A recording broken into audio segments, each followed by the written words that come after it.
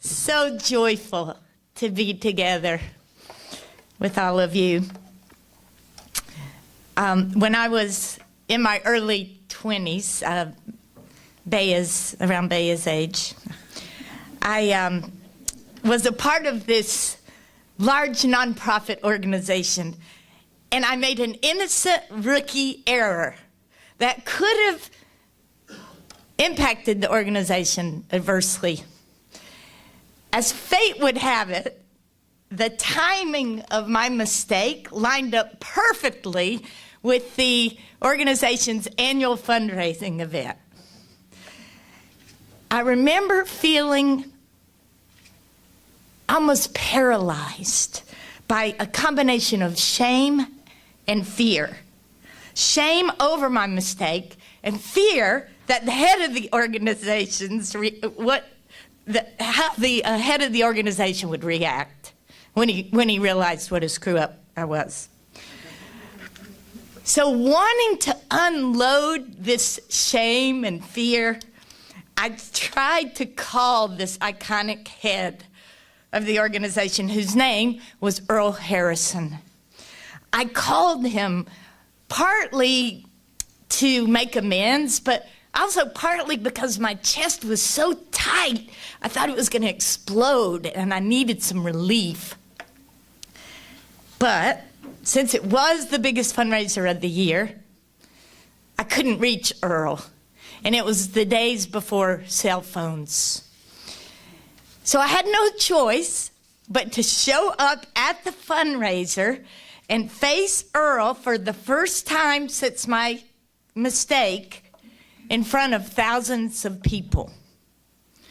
I slinked into the DC Grand Ballroom with my head down, and I placed my things at my table.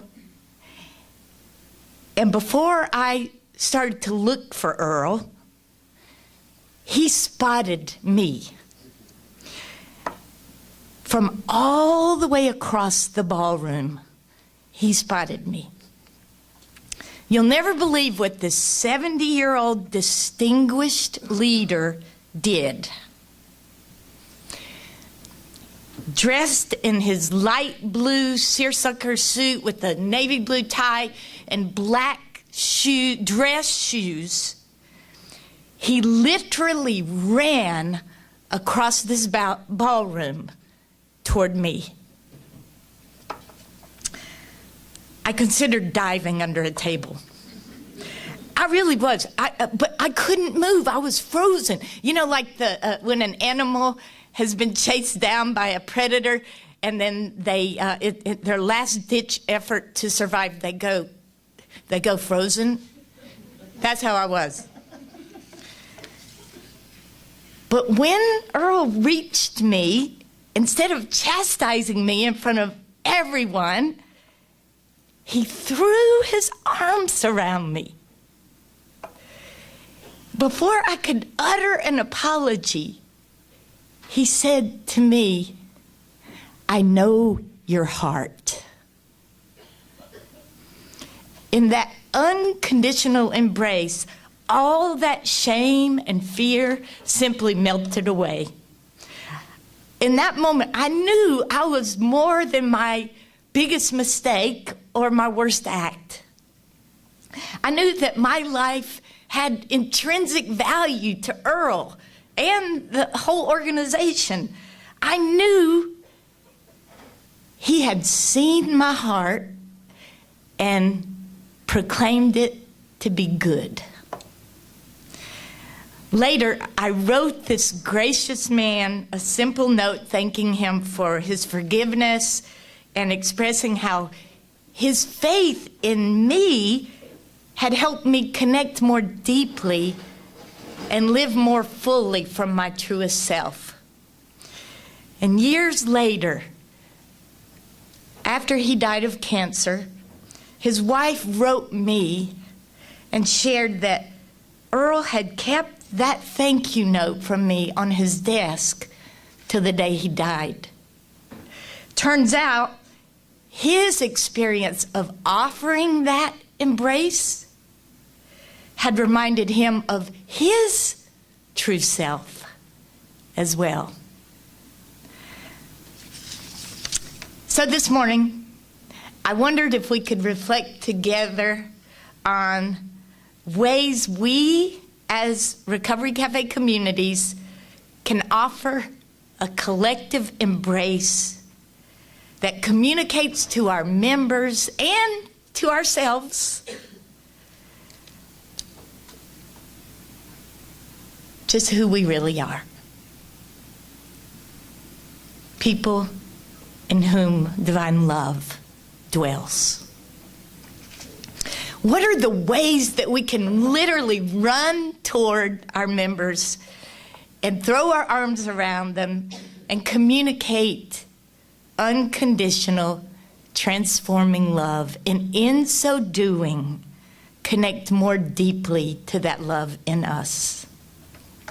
How do we see past the suffering, shame, illness, woundedness, and chaos some of our members bring? How do we continuously see past that surface reality to their beautiful hearts and reflect that beauty back to them? I know very well that I can't tell anyone in this room anything that you don't already know. So I'm just hoping to offer a few reminders of 4 things that I think all of us need to be reminded of from time to time. Reminder number 1, we must do our inner work. We must be constantly aware of our own responses and what triggers those responses. We must stay self-reflective and self-aware. Are our responses coming from that deep place of love in us, or from some more surface broken place, like a need for control, a need for approval, a need for security, or some other ego need? Now, we all know that all members of recovery cafes are required to participate in a recovery circle, this loving accountability group. But staff and volunteers also need structures of loving accountability, places of being deeply known and loved. Staff and volunteers, and that includes board members, also need to be on this intentional inner journey of exploration and transformation. We need structures of loving accountability to hold that journey. You see, structures, as you all know, structures hold essence. Structures hold spirit. And so structures need essence and need spirit. But essence and spirit also need structures. Spirit doesn't generally just get thrown out into midair. It gets embodied in people and in structures. There was a mother in India who was worried about her son, who was literally addicted to sugar. He was so addicted to sugar that he would steal candy, steal anything sweet from the neighbors' homes. I mean, it was a real problem. So this desperate mom took her son to visit Mahatma Gandhi. It took them an entire day to walk to the ashram where Gandhi was living at the time. And when they got there, Gandhi listened to the distressed mom and to the son and said, "Go home and come back in 2 weeks." When the mom and the son returned 2 weeks later, Gandhi said to the son, "Stop eating sugar." The mom was baffled. She said, "What? Is that it? That's all you're going to say to him? Well, then why did you not just say it when we were here before? Why did you make us go home and then walk all the way back here to say, stop eating sugar?" Gandhi calmly replied, "Because 2 weeks ago, I had not given up sugar myself." We must practice the behaviors we require of our members because our actions speak louder than our words.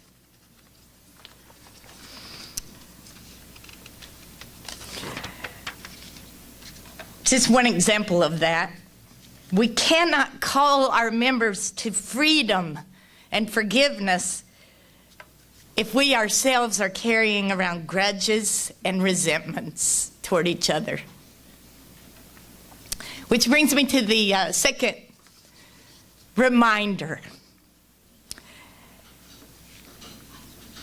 We must embrace people where they are and as they are without a secret agenda of our own. Or even an open, well-intentioned agenda of our own.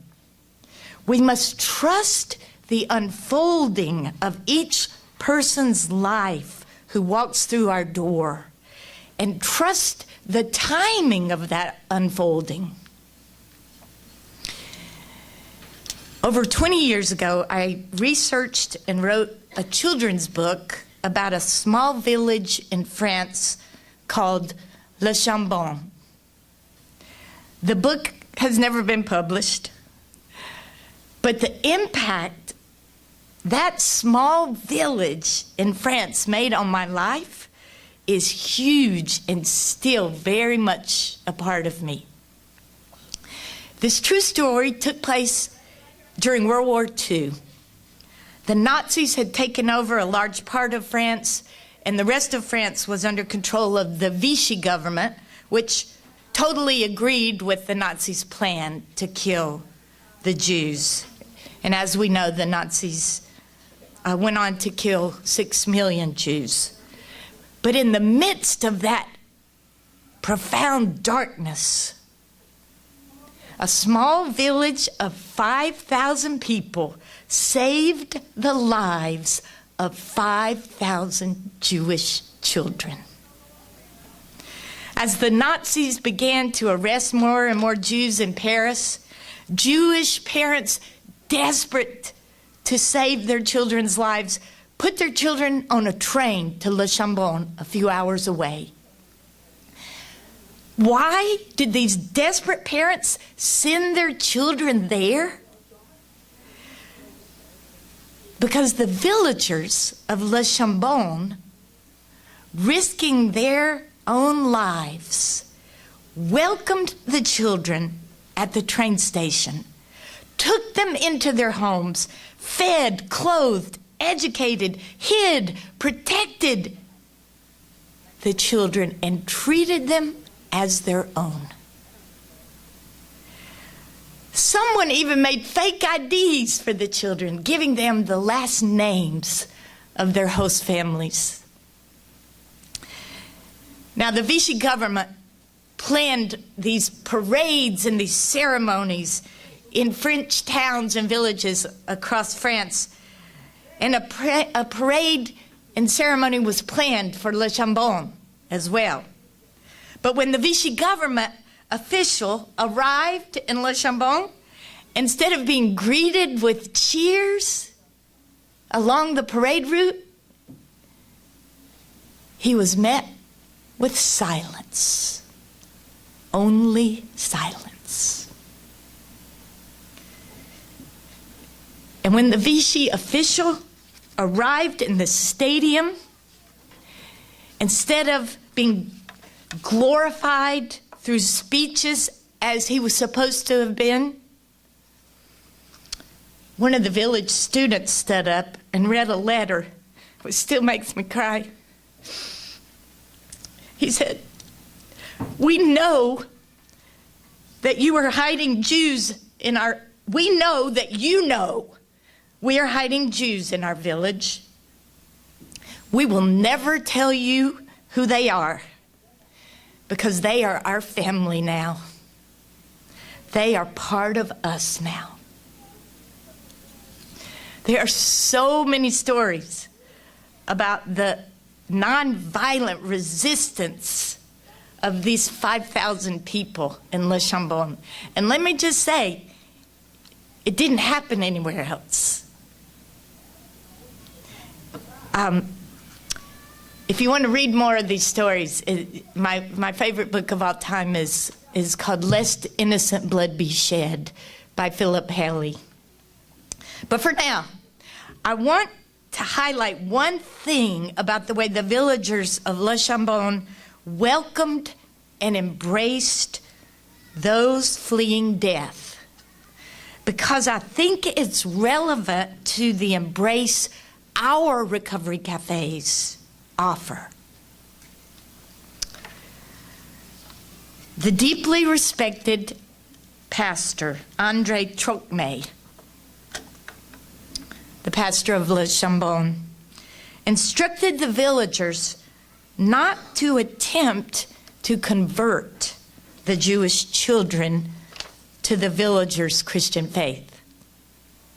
Pastor Trocmé said, "Our call is to love the refugees unconditionally as our own children." He said, "Following Jesus means loving those who are most left out. And right now, here in France and Europe, the Jews are the ones most left out." He said, so the way we can live out our faith is to embrace the Jews with unconditional love. Nothing more, nothing less.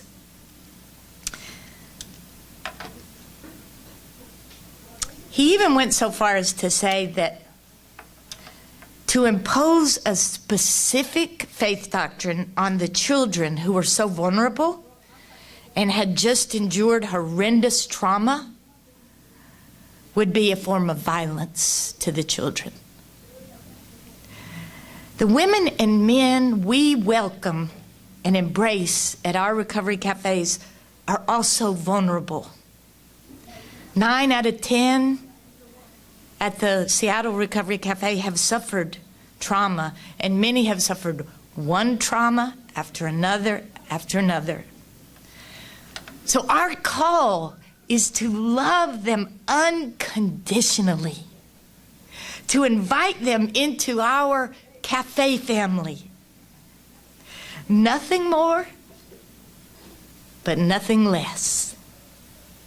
Any attempts to convert them to a particular ideology or theology or doctrine, as well-intentioned as we may be, would likely be more about our own ego needs or our own need for control than about unconditional love.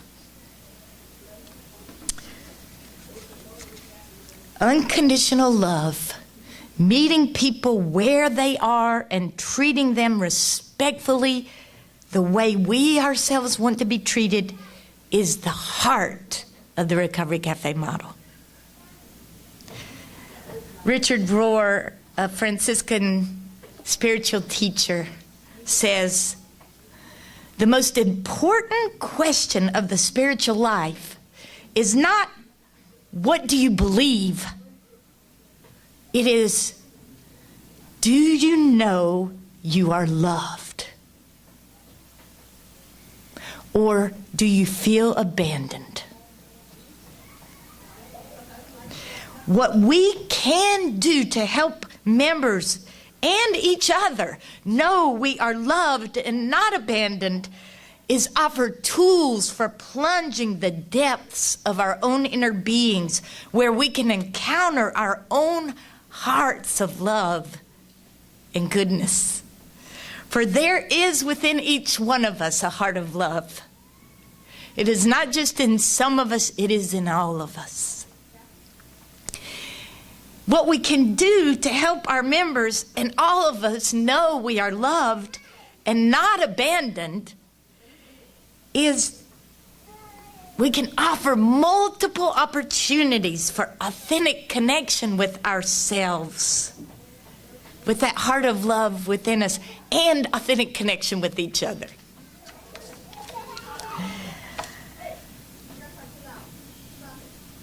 Authentic connection with our deepest, truest self and with others is the antidote to loneliness and abandonment. It is the pathway. It is the pathway to knowing ourselves as loved. Authentic connection. And we need those authentic connections that cross racial and socioeconomic and religious barriers, because authentic connections are what change us and ultimately will change our world.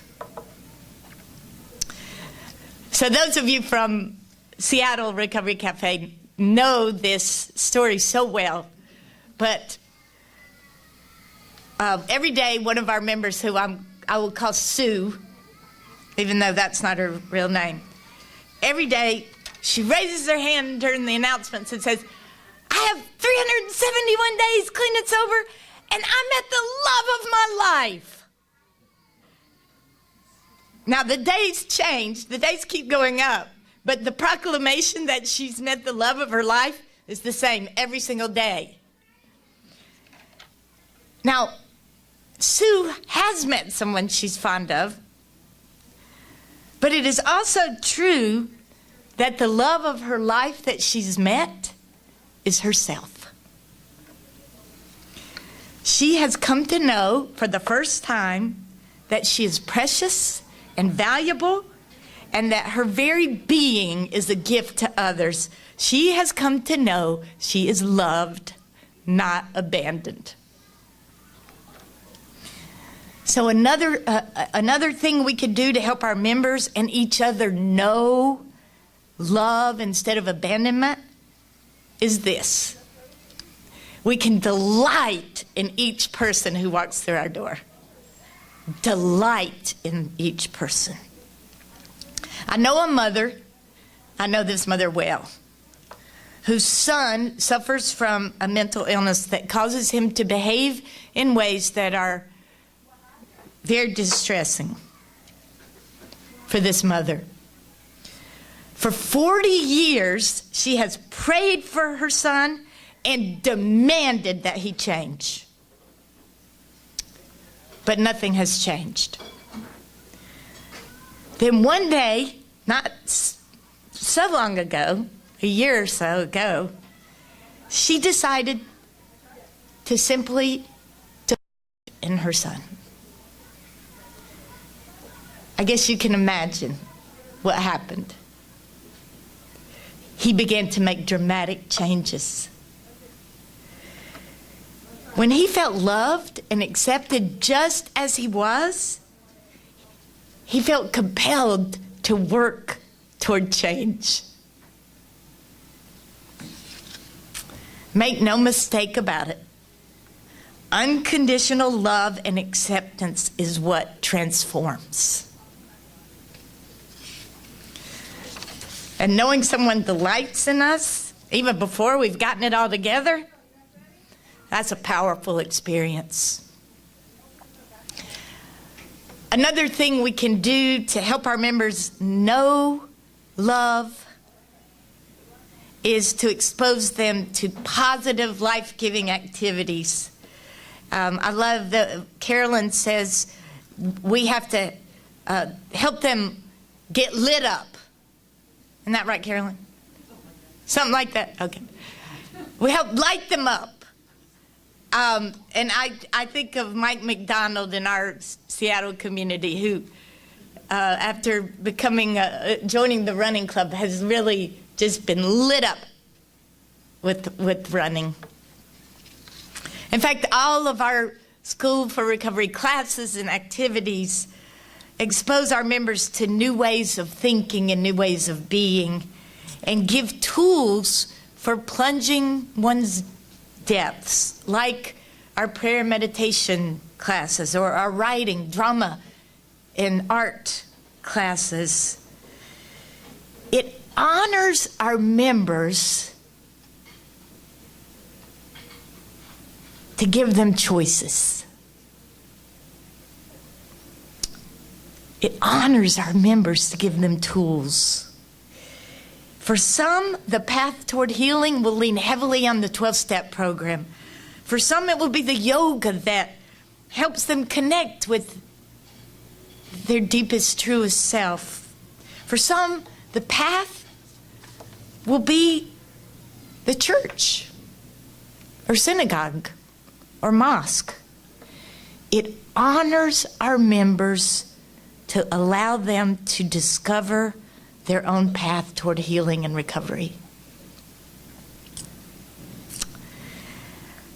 Another thing, quickly, that we can do to communicate love, not abandonment, is to pay attention to beauty and excellence in everything we do. The colorful paint on the walls, the delicious food, and the beautifully balanced budget guide. We cannot be community. I mean, all these things need to express we cannot be the community we need to be without you in it. Like the villagers of Le Chambon, some of us view our participation with the Recovery Café as an act of nonviolent resistance to the forces of hatred and exclusion. Which brings me to the third thing I wanted to mention briefly about that unconditional embrace. It's not enough for staff and volunteers to become grounded in love and equipped to offer an unconditional embrace. We must equip every single person to contribute to that unconditional embrace. And we must raise up and equip true leaders in this movement. True leaders from among those who were once the most vulnerable among us. And make no mistake about it, this is a movement we are all part of. When we raise up leaders from among those who once did not have a voice or a dream or a purpose or a sense of belonging, we turn the world upside down. We help create a whole new world.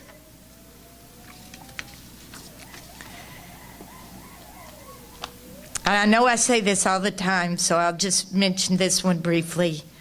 But another way we can offer a collective embrace is by letting our hearts break over and over and over again. There is a tendency in our larger culture to stigmatize, marginalize, and criminalize whole segments of our human family. We must let that break our hearts over and over again. Because transformation of unjust systems begins in our broken hearts. It is sustained in our broken hearts. And then the final thing I wanted to mention this morning. We must make inspired, relentless advocacy on behalf of the people we serve part of the work of each Recovery Café. With the encouragement of Vince Collins and the truly inspired servant leadership of David Coffey, Recovery Café initiated the Washington Recovery Alliance as a mechanism for collective advocacy in our state.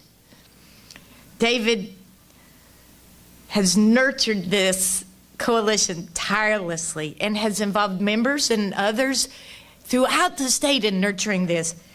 And that's just one coalition, one alliance. There are many. There are many coalitions. There are many alliances.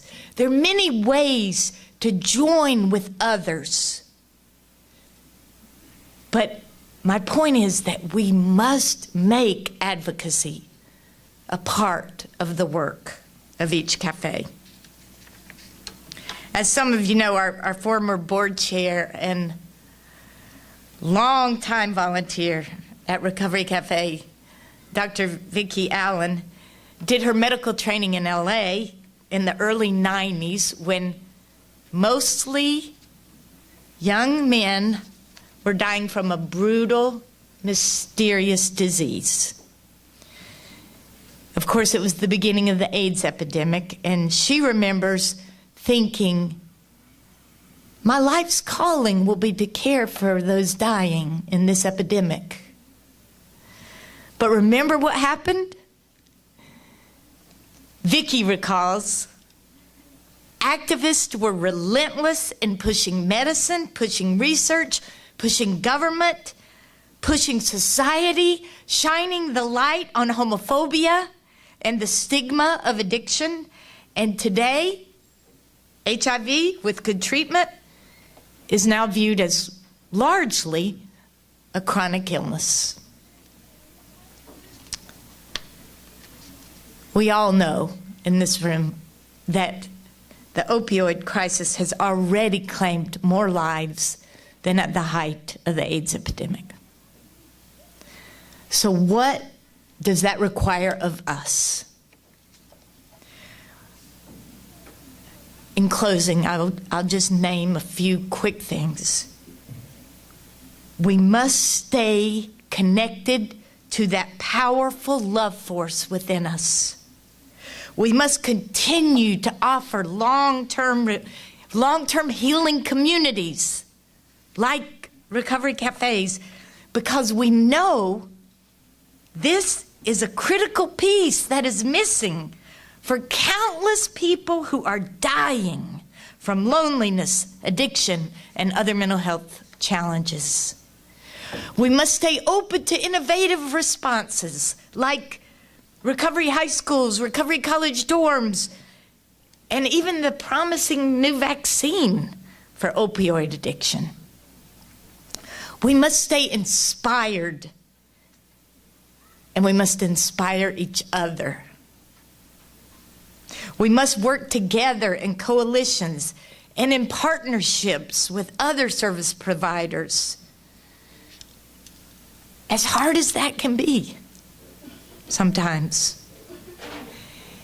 We must be relentless in demanding that our elected representatives in larger society provide treatment on demand, better medical assisted treatment, funding for long-term communities like Recovery Cafes, radical changes in our criminal justice system, and more research on these deadly diseases of our brains.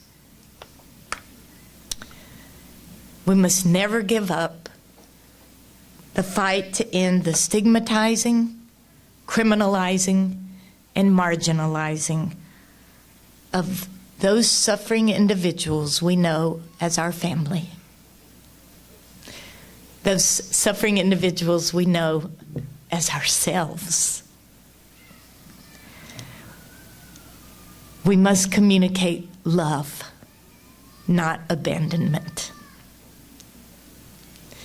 Martin Luther King Jr. said, change does not roll in on the wheels of inevitability, but comes through continuous struggle.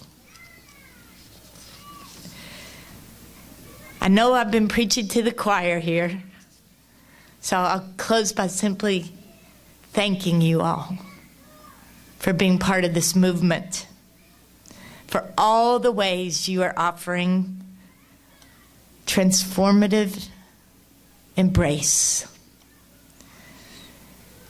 We in Seattle are moved by the ways you are leaning into the suffering in your regions.